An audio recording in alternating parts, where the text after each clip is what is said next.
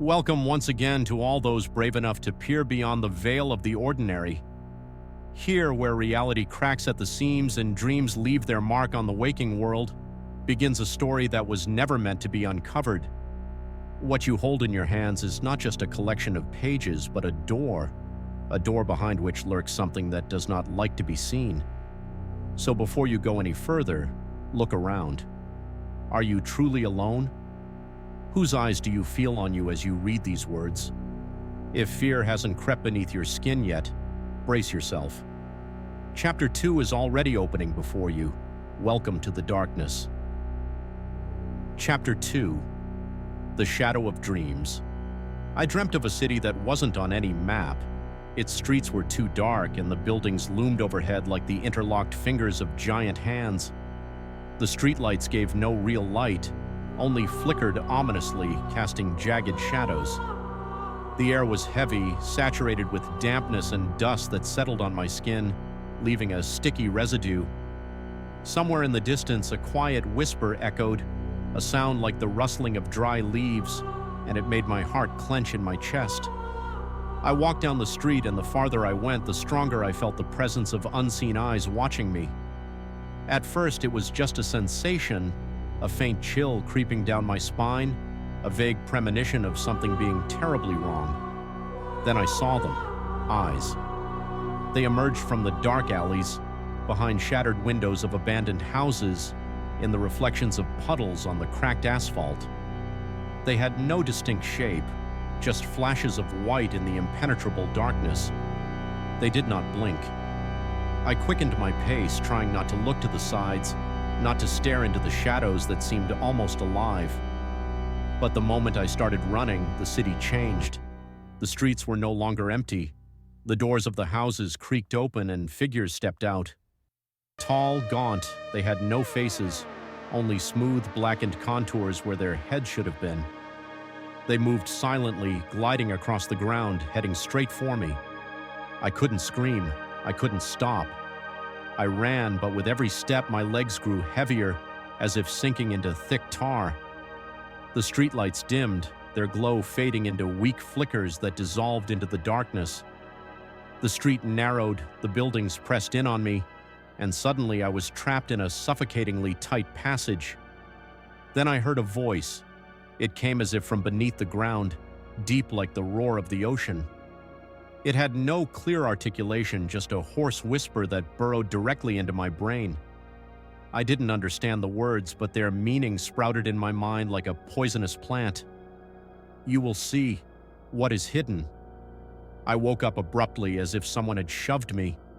My heart pounded in my chest, my breath was ragged. My hands trembled, sweat beaded on my temples. I sat up in bed trying to understand where I was, and only then did I notice it. The book. Insight. It lay on the nightstand beside my bed, though I was certain I had left it upstairs, on the desk in the attic. I froze. A chill ran down my spine. How had it gotten here? I reached out, cautiously picking it up as if it might burn me. The cover was cold, as if it had just been brought in from the freezing air. I opened it. My dream was on the pages, every detail, the streets, the streetlights, the eyes in the darkness, the voice that whispered into my head. It was all recorded there, in black ink, line by line, as if someone had watched me dream and carefully documented everything they saw. I flipped through the pages, desperately searching for a mistake, a discrepancy, anything that could explain what was happening. But no. It was my dream, my nightmare, transferred onto paper. I tried to recall if I could have written it down myself, perhaps in a half-conscious state. But the handwriting, it wasn't mine. It was different, neat, precise, too flawless. Each letter stood so perfectly as if written not by a living hand but by a machine. What did it mean? I closed the book, forcing myself to stay calm. This could be a prank. Maybe I had written it in some strange, sleep-induced trance. I needed to find a rational explanation. Yes, that was it. I was a journalist.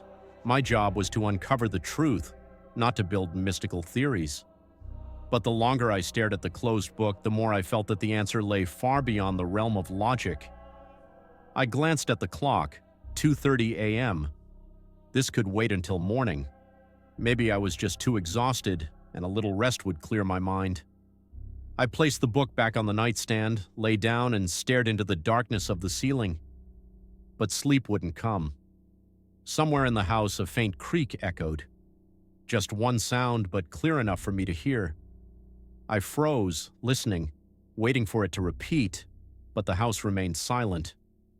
A deep breath, an attempt to calm down. I was just tired, drained from a day filled with strange events. Sleep would claim me sooner or later.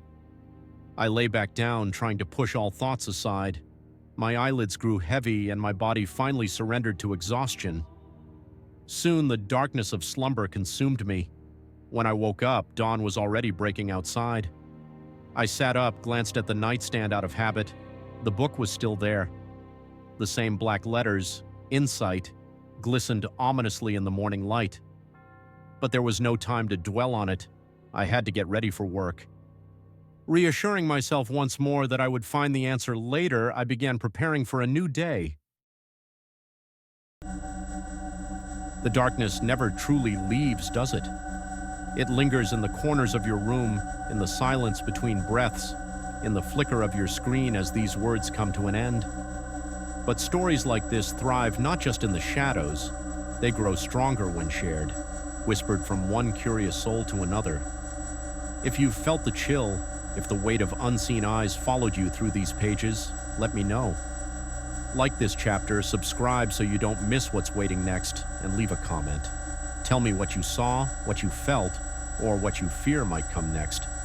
Because every story needs witnesses, and every witness becomes part of the tale. The darkness is watching, and now, so are you.